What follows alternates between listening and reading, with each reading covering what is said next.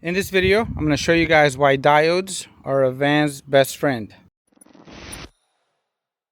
Hey everybody, welcome back to Random Fix. So I'm converting a Sprinter into a camper van, and I've been using the heck out of diodes.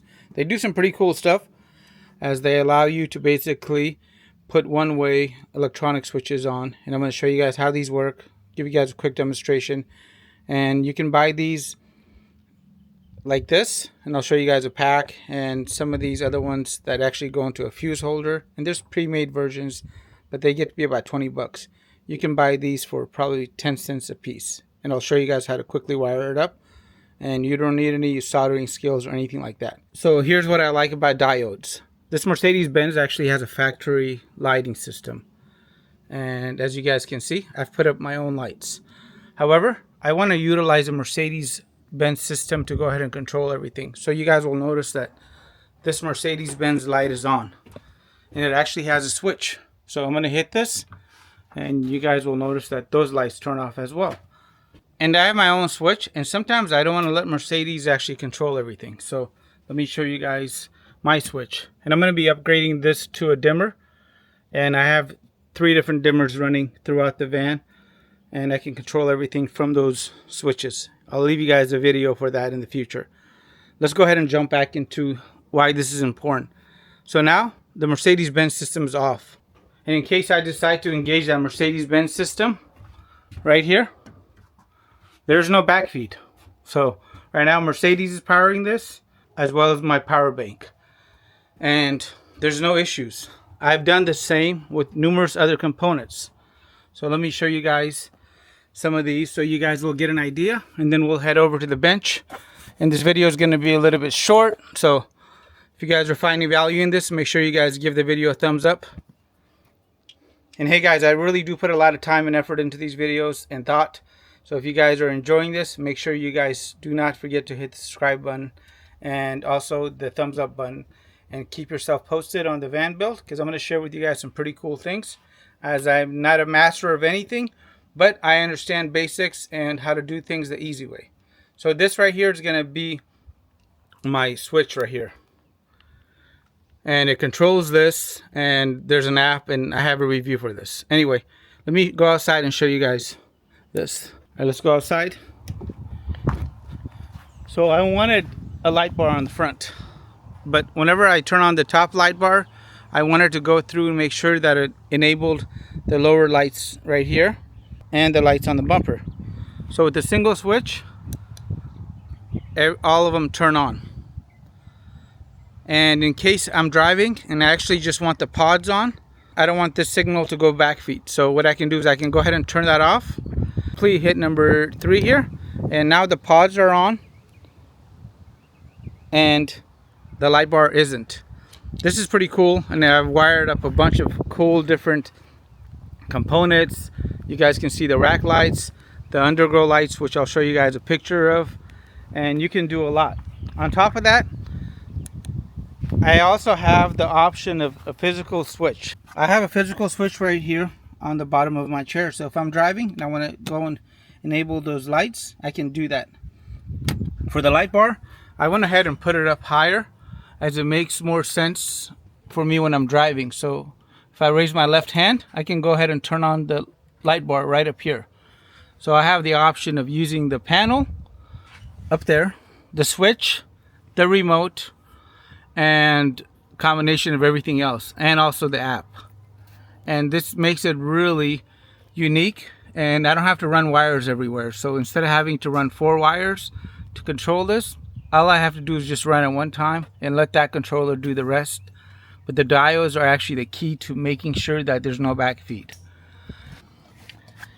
And additionally, since this is a camper van, sometimes I want to be able to go and use the stereo system without having to turn on the ignition or the Mercedes-Benz system. So if I hit this button right here, I can turn on the amplifier now, and the amplifier has a Bluetooth connection. And so now I can pair my phone. So now with my phone paired, I can play music or do whatever I want to do. And the Mercedes-Benz system does not have to be on. So you can use diodes all over the vehicle, and they really do make the job really easy. And I'm going to go over to the bench now just to show you guys how these can be put together in seconds and how easy they are to go ahead and utilize and what's the real purpose of these. And by the way, if you guys want to check out this review, this actually comes with 2 remotes. So the 2 remotes and the panel and the switches, everything else, really allows me to utilize the van and not run wires everywhere. And the best thing is these are magnetic. So I can leave one by the back door, by the sliding door, or anywhere else. And if you do a lot of stealth camping or camping in the woods and you want something different, this actually has a zombie mode. So this is the rear buzzer or siren that came on the vehicle, and I just wired it up to number 7. And now zombies will basically attack that instead of attacking me. I don't know, maybe I've watched too many Walking Dead series movies, but let me show you guys how this works now. Okay, so let's talk about the very first kind of diode. This is a diode that can actually fit in a fuse holder.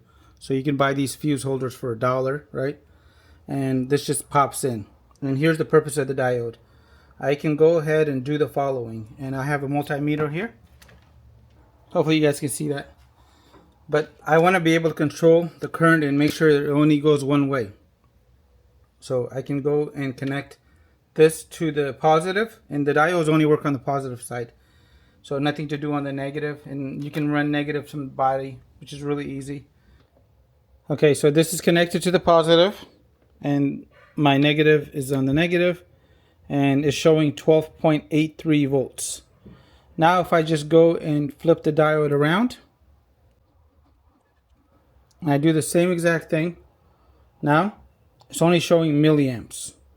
Basically in the vehicle, it's not going to allow any current to go through. Now diodes actually have limitations. This is a 1 amp. So I am using this for things such as the light bar, but I did not run the light bar to the switch. I ran it straight to my junction box, and I used the diode connected to the trigger wire. And so if you guys want to check out that full review, I go into it a little bit more. So again, it's a one-way valve basically for electricity with limitations. So 1 amp, and they come in packs like this. So you can get hundreds of these for about $7 or $8. And this one right here is a 20 amp, and you can use it for 12 volts. And I only care about these rectifier ones. So anything from 1 amp down to 20 amps. And again, to wire up these ones, it's really easy. I use lever nuts, and oftentimes I use 2 of these side by side. So I'll put 2 lever nuts next to each other, and these are the lever nuts that I use. And basically they slide into each other like that. So you can color code maybe the positive side and make that side red and make the incoming side negative. Nonetheless, this is how I would do it. And I use a lever nut, and I basically sandwich this. And now I could do the same exact thing. I would run my positive into here, and then the signal would come out of here. So very easy to do. So you can control 2 or more incoming sources to 1 outlet. So in the case of the Mercedes light, I basically just went ahead and took the signal from the Mercedes sign. So this is going to be the connector, the positive signal, which I found with the multimeter, went into a diode, and then to my light bars. And then from the light switch, I connected to the diode, and there's no backfeed happening. So anyway, it is that easy. And I'll have a link to this.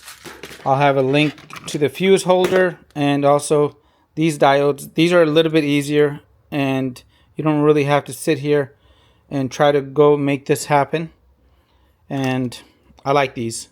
So that's really great. And a lot of times you can even buy these pre-made. They're about 20 bucks, as I mentioned earlier. And yeah, diodes are really cool, guys. There are one-way valves for electricity, and you can basically take 2 or 3 sources to 1 output, and make sure that when you turn on one source, it does not turn on the opposite or other sources, and it gets the job done. Anyway, I hope you guys found that video to be helpful, and you guys will find all those links down below. If you guys want to see where I'm at in the camper build, this is where I'm at. I just put in the bathroom, put in the cabinets, roof panels are in, and I'm really excited to get this done. As I have told myself, I'm not getting a haircut until this is all over with. And I got a trip coming up to Montana in June, so make sure you guys stick around, and I'm going to share with you guys some pretty cool things. And if you like this kind of content, do not forget to subscribe, as it really means the world to me. Make it a great day. Thanks again.